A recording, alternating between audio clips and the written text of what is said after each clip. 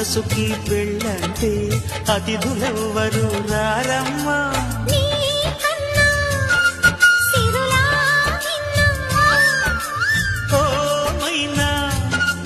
మన మనవులు మెచ్చిన మనసులు పెట్టిన సుముహూర్తం ఇది.